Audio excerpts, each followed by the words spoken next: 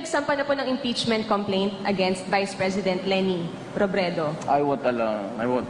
Do you think, sir, may basehan po para ma-impeach nga po siya? What are your thoughts po? Look, you know, we just had an election. Guys, lay off. Let's stop it.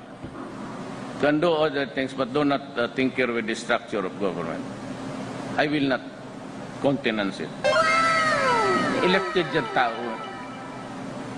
So, why do you have to sit just because he keeps on harping on me? Yeah, this is democracy.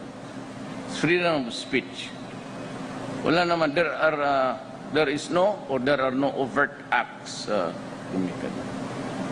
Kakatapos lang ng eleksyon, bakit mo sirayan bayan? Okay, ako, malay mo ako, baka hindi na ako magising bukas sa bangungot, okay na. Siya naman, pero yung, you create trouble there for... Ayaw yung military kasi ayaw nila hindi naman tamad, pero bakit mo dagdagan yung problema nila? Pati police. Who will keep order in this country, kundi sila. Ngayon magsabi lang, hindi lang natin na ba magsabi lang, mga to gusto ng gulo. Gusto talaga ng basagan ng ulo. Maganda na nga ang buhay kakatapos lang ng eleksyon.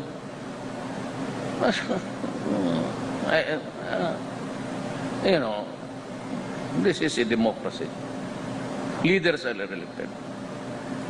If there are to be a son of a it's still the people's choice. Remember that.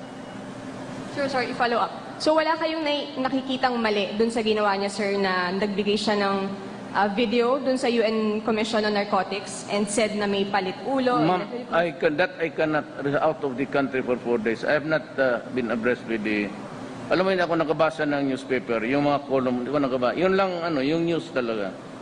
But wala akong nahawak ng newspaper. Meanwhile, I've always been very vocal about certain issues I do not agree with.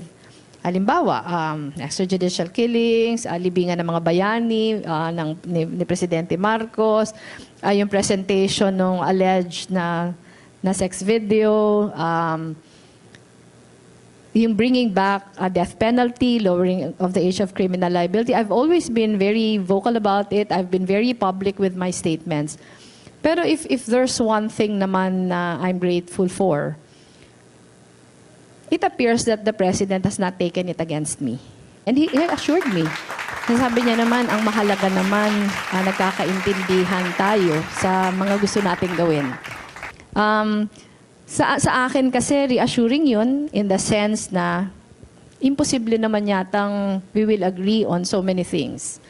Lalo na siguro ako na meron talagang mga issues na I feel so strongly about, against. And so far, I think my